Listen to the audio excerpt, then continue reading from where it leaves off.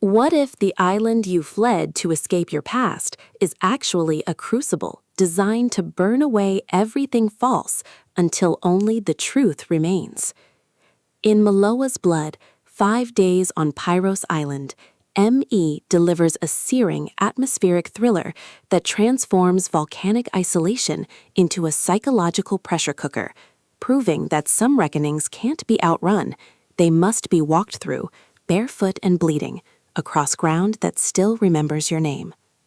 This isn't just another survival suspense or tropical noir. It's a visceral exploration of ancestral trauma, female rage, and the terrifying clarity that emerges when civilization's veneer melts under heat, both geological and emotional. From the first ash-tinged narration, listeners are plunged into a world where every tremor mirrors internal fracture, and every sunrise feels less like hope and more like interrogation. Perfect for fans of literary thrillers and stories where landscape is character, this audiobook serves up relentless tension, lyrical prose, and a protagonist whose journey from flight to confrontation resonates with anyone who's ever believed safety meant silence. When Maloa returns to Pyros Island 5 days before the annual blood moon ritual, a ceremony she abandoned a decade ago after her sister's disappearance, she expects closure, not captivity.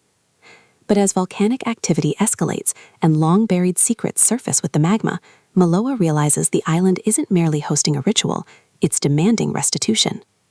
Trapped between elders who see her return as prophecy and outsiders who view her as liability, she must navigate a labyrinth of familial obligation, communal guilt, and her own suppressed grief to uncover whether her sister's fate was sacrifice or murder.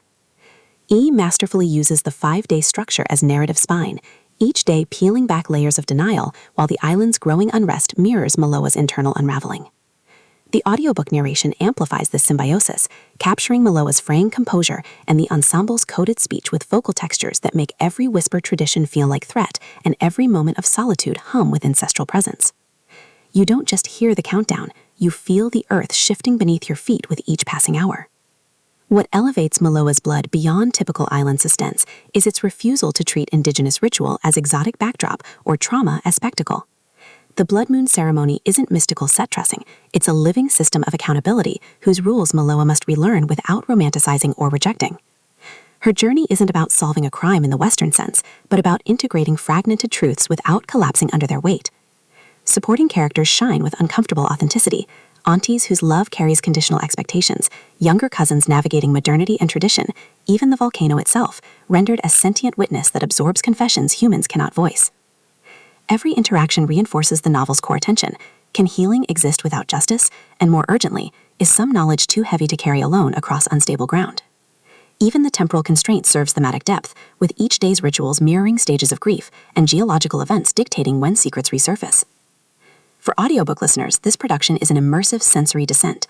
The narrator embodies Maloa's evolving perspective with remarkable range, from detached observation to raw, trembling vulnerability, while secondary voices shift subtly between reverence and resistance, making trust feel like negotiation. Sound design enhances atmosphere without gimmickry.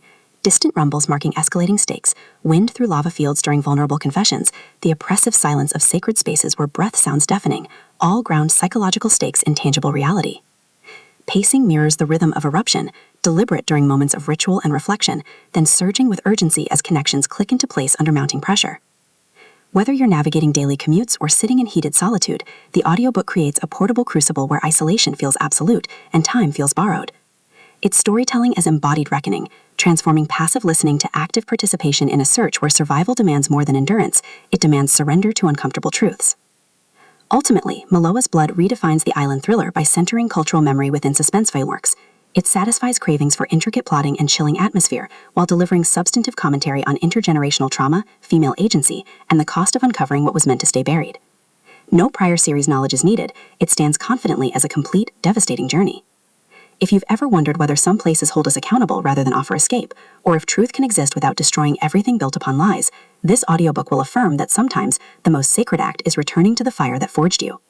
Press play, brace against the heat, and prepare to question everything you thought you knew about safety, sanity, and the price of remembering.